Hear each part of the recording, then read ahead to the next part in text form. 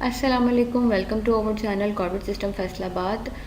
जी, तो हमने पहले जो टॉपिक पढ़े हैं लेक्चर सेकंड में, उसमें हमें बताया गया है कि save as, save information, open, new and home. ये हमने 6 चीज़ों को पढ़ लिया वहाँ पर। अब हम जो पढ़ना जा रहे हैं वो है प्रिंट। प्रिंट के बारे में डिफ़ाइन करने लगी हूँ। तो यहाँ पे उसने क्या चीज़ बताई है, फिर सबसे पहले चीज़ है कॉपीज़। कि आपके पास ये एक पेज है और आप इस पेज की 10 कॉपीज़ करना चाहते हैं, आप उसको कॉपी कर दें, ठीक है, उसको प्रिंट कर दें।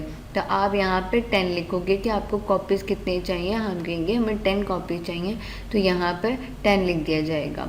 अगर मिसाल के तौर पे ये आपकी बुक है, कोई 20 पेजेस के नोट्स हैं आपकी, ये 30 पेजेस के नोट्स हैं, ये कोई बुक है, तो आपके पास यहाँ पर जितने भी पेजेस होंगे या तो वो सारे पेजेस को प्रिंट करेगा, या आप अपने यहाँ पेजेस के नंबर्स दे दो, क्या मुझे ये पेज नंबर प्रिंट करना है, जैसे कि पेज नंबर 2, 8 और 32 पेज नंबर, सॉरी यहाँ पे हमने लिखा नहीं गया, 2, 8, मैं कहती हूँ 4, पेज नंबर 7, पेज नंबर 12। तो ये मैंने पेजेस प्रिंट करने हैं, ठीक हो गया। ऑल पेजेस प्रिंट नहीं करने, मुझे कस्टम पेजेस प्रिंट करने हैं। तो कस्टम पेजेस, जब मैं यहाँ पे पेजेस नंबर दे दूँगी तो ऑटोमेटिकली कस्टम में शिफ्ट हो जाएगा।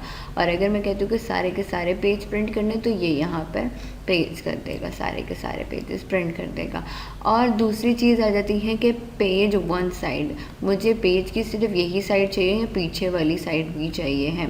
यानी अगर आप कोई नोट्स को करते हो, मोस्टली नोट्स ऐसे होते हैं जिसको आप कर लेते हो वन साइडेड प्रिंट, लेकिन अगर आप बुक को देखें तो आपकी आगे वाली साइड यानी फ्रंट साइड और इसकी पीछे वाली साइड बैक साइड, दोनों साइड प्रिंट्स होते हैं, यानी बोथ साइडेड प्रिंट्स, ठीक है। उसके बाद आपके पास आ जाता है कोलैटेड। कोलैटेड में आप क्या करते हैं कि आप कहते हो कि मेरी ये जो पेज है, यानी ये जो बुक है जो 20 पेजेस की है, उसको मैं कॉपी करना चाहती हूँ। ये एक बार कॉपी होगी, यानी एक page, second page, third page, ये एक बार कॉपी होगी। यानी इसमें कितने थे, 20 पेजेस थे मेरे पास। मैं कह रही हूँ 20 पेजेस की कॉपी हो जाएगी, एक बार कॉपी होगी, दूसरी बार कॉपी होगी, तीसरी बार कॉपी होगी।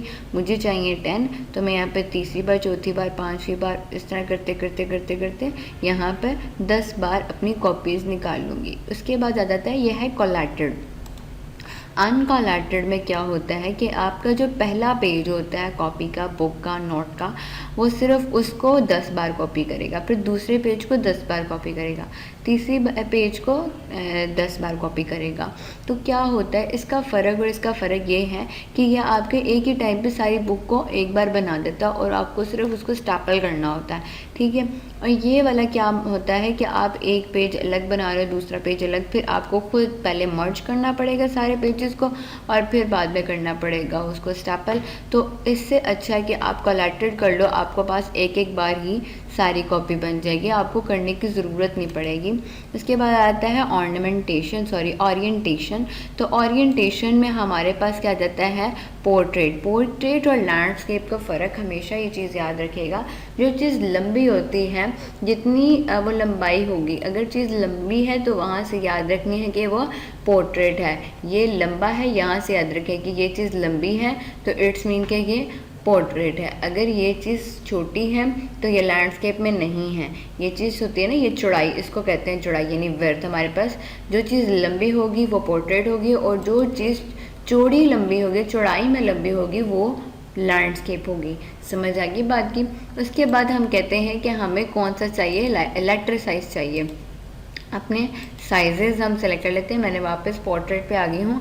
मैं कह रही हूँ कि मुझे साइज़ चाहिए मेरे पेज का, मेरा जो कैनवस है, मेरा जो वर्किंग एरिया, उसका पेज चाहिए। मैं लेटर में जाती हूँ। सबसे पहले नॉर्मल एरिया जो मेरा है वो लेटर साइज़ ही है, उसके अलावा और कोई नहीं है। हाँ, अगर आप रखना चाहते हो तो A4 साइज़ रखोगे, जो आपका नॉर्मली वर्किंग एरिया होता है। हाँ, ये सारा विड्थ वाइज कम होता है, आप अगर ये रखोगे तो उसने उसकी विड्थ कम कर दी है, तो फ़र्क इसमें कोई ज़्यादा ख़ास नहीं होता। हम यहाँ पे नॉर्मली पोर्ट्रेट ही रखते हैं, और लेटर साइज़ रखते हैं, क्योंकि हमारा साइज़ हमें लेटर चाहिए। यहाँ पर ज़्यादा से ज़्यादा अगर हमने काम A4 साइज़ में करना है तो A4 साइज़ का थोड़ा सा उसकी विड्थ जो होती है आपकी छोटी हो जाती है। ये विड्थ इतनी 11 है और ये विड्थ छोटी हो जाती है। उसके बाद अगर आप दूसरा आपका कोई और ऐसा एरिया है जिसमें आप कन्वर्ट करना चाह रहे हो, तो आप यहाँ पे हर साइज़ को रख के देख सकते हैं कि आपको कौन सा एरिया चाहिए है। उसके बाद हमारे पास आता है नॉर्मल मार्जिन। हमें अपना वर्किंग एरिया किस तरह के मार्जिन में रखना है, ठीक है। मैं आपको दूसरी एक डॉक्यूमेंट दिखाती हूँ जिसमें हमने काम किया हुआ। तो यहाँ पे हमारे पास नॉर्मल मार्जिन मैंने खोले हुए हैं, एंड देन यहाँ पे खोलने के बाद वो क्या कह रहा है कि ये आपका कस्टम सेटिंग है, कि आप उसको खुली खुली से एरिया चाह रहे हो, ये वाला एरिया कस्टम एरिया ये होगा। तो ये एरिया बहुत कम यूज़ होता है, आप नॉर्मल मार्जिन को यूज़ करते हो कि ये इतना मार्जिन ठीक है हमारे डॉक्यूमेंट को। अगर आप कोई और मार्जिन, नैरो मार्जिन रखना चाह रहे हैं जैसे कि ये, और अगर आप कोई और, आपके पास यहाँ पे और भी बहुत सारे डिज़ाइंस हैं, लेकिन आप अगर कह रहे हो कि मुझे अपनी मर्ज़ी से मार्जिन रखना है, तो आप अपनी मर्ज़ी से रख सकते हो। लास्ट हमारे पास आता है 1 पेज पर पिक्चर पर शीट, यानी ये आपकी पहली शीट है। इस पेपर को, इस वर्किंग एरिया को हम इसको शीट का नाम देते हैं। इस शीट के ऊपर आप जितने पेजेस लाना चाहते हो, शिफ्ट करना चाहते हो, आप कर सकते हो। मैं कह रही हूँ कि इस पेपर के ऊपर तकरीबन 6 पेजेस, अब 6 पेजेस के ऊपर सिर्फ तस्वीरें ही तस्वीरें हों, तो मैं अपने तस्वीरों वाले पेजेस पर इतना ज़्यादा मैं पेजेस लगा कर उनको ज़ाया करूँ, पेजेस को ज़ाया करूँ, तो मैं एक ही पेज के ऊपर वो सारी पिक्चर्स जो हैं कन्वर्ट कर लेती हूँ। वो मेरी पिक्चर्स 6 हैं, 6 पेजेस पे वो शिफ्ट होनी है, तो मैं 6 पे रख लूँगी, और जब भी यहाँ पे वो पिक्चर्स आएंगी वो पेजेस इसमें कन्वर्ट हो जाएंगी, 1 2 3 एंड 4 एंड 5 और ये 6। तो मेरे पास यहाँ पे कितने पेजेस बन जाएंगे, 6 पेजेस एक ही शीट के ऊपर। समझ लग गई? अभी नॉर्मली मुझे एक ही शीट चाहिए, तो मैं एक ही शीट के ऊपर काम करूँगी। ये हमारा आज प्रिंट का हो गया है लेक्चर।